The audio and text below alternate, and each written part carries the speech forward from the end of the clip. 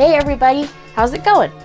Today on our show, we're going to be talking about ExpressEntry Draw number 224, Permanent Residency Pathways, Canadian job opportunities, Quebec Pathway closings, and Protection Act overviews.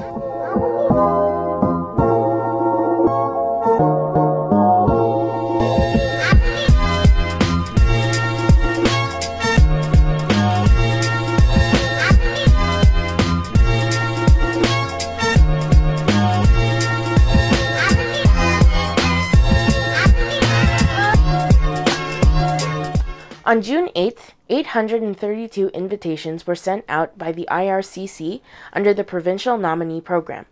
The lowest ranked candidate had a point total of 796.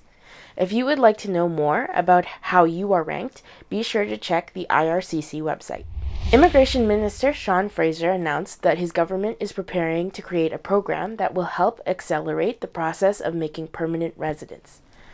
A previous program called the Temporary Resident to Permanent Resident Pathway was put into place 8 months after the COVID-19 lockdowns occurred. This gave 90,000 essential workers, as well as international students and healthcare workers, the accelerated path to permanent status. The department is trying to simplify its pathway systems for immigrants. In May of 2022, Canada's economy added 40,000 new jobs as a surge of hiring for full-time workers expanded. The joblessness rate of Canada is down to its lowest rate on record at 5.1%. By November 2021, Canada had reached the same number of workers since it had before the pandemic.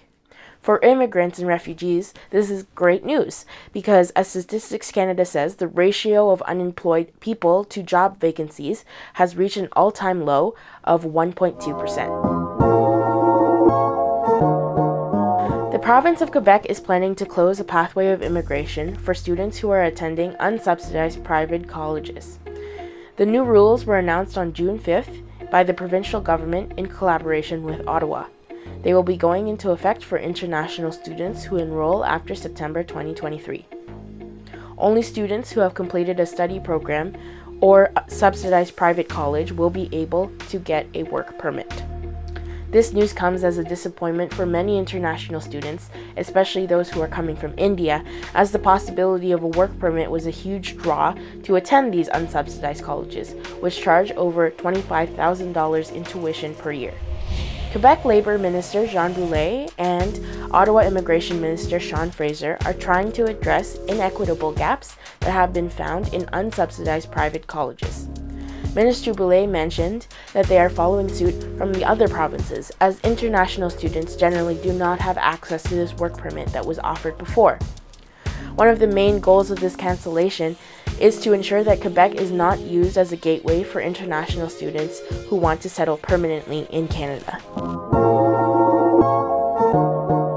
Have you ever heard of the Immigration and Refugee Protection Act? Well, I hope you have, because it is a very important piece of legislature, and it has a lot to do with you if you are an immigrant to Canada or are looking to become one. We're going to take a look at this lengthy document briefly and talk about what it really means and how it affects you. The Immigration and Refugee Protection Act is the federal legislation that regulates immigration and refugees in Canada. It is what is used to make policies and program updates in Canada. It is also what is referred to by the IRB, or the Immigration and Refugee Board of Canada, during different cases. It is also, as stated, a pretty complicated legal document. So, without getting too into detail, we're going to talk about some of the objectives of the Act. But first off, who administers it? It is administered by the Minister of the IRCC, the Minister of Public Safety and Emergency Preparedness, and it can also involve the Minister of Employment and Social Development. So these are 3 different departments of the Government of Canada. What are the objectives of the Act, or what is the point of the Act? Well, on a practical level, it is to, and I quote, facilitate the entry of visitors, students, and temporary workers for purposes such as trade, commerce, tourism, international understanding, and cultural, educational, and scientific activities. So as you can see, Based on this objective, it's very practical. It has a lot to do with the cultural and economic side of Canada, growing that. But largely it is a piece of legislature to facilitate people coming into the country and helping grow our nation. So what does the Government of Canada hope to achieve with this objective? So other objectives that are a bit more overarching includes to permit Canada to pursue the maximum social, cultural, and economic benefits of immigration. It is also to strengthen the social and cultural fabric of the Canadian society and to assist the development of minority official languages communities in Canada. So, as I said previously, it is immigration to grow Canada, not just economically, but also socially and culturally, and just benefit the nation as well as the people coming into the nation. Other objectives include the successful integration of permanent residents in Canada. That's an important one to mention. So when you immigrate to Canada, the goal is not just for you to add to the country, but the goal is for you to feel part of the country. And so focusing on how we can successfully integrate immigrants into the country is an important part of the Act as well. So those are some objectives for the immigration side of the Protection Act. Now for the refugee side. So objectives are to recognize that the refugee program is in the first instance about saving lives and offering protection to the displaced and persecuted. And that is also a quote from the Act. It is also to offer safe haven to persons with a well-founded fear of persecution based on race, religion, nationality, political opinion, or membership in a particular social group, as well as those at risk of torture or cruel and unusual treatment or punishment. Another quote from the Act. So ultimately, the acceptance of refugees versus the acceptance of immigration have very different objectives in mind in this Act. There is a lot of language in terms of accepting immigrants to help promote Canada's wealth, not just in terms of money, but cultural and social wealth, basically making the country a better place.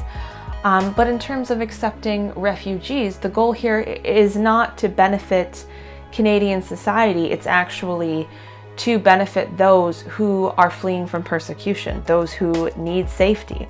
It is much more of a humanitarian side of the Act. And Canada is known to be a very humanitarian country when it comes to accepting refugees. I hope you learned a little bit more about what the Immigration and Refugee Protection Act is, its purpose, and its goals. And I hope that you also know you can find this entire Act online on the Government of Canada website. You can see every single part of it, and you can also see changes that have been made over time. So check that out if that's something that interests you. That's all for this week. Thanks for joining us. Be sure to visit the bell icon and subscribe to the MyConsultant.ca channel. For more information on the content discussed this week, be sure to visit MyConsultant.ca, where you can speak to a registered citizenship and immigration consultant. I'm Adrienne Quijano, and I'll see you next week. Bye!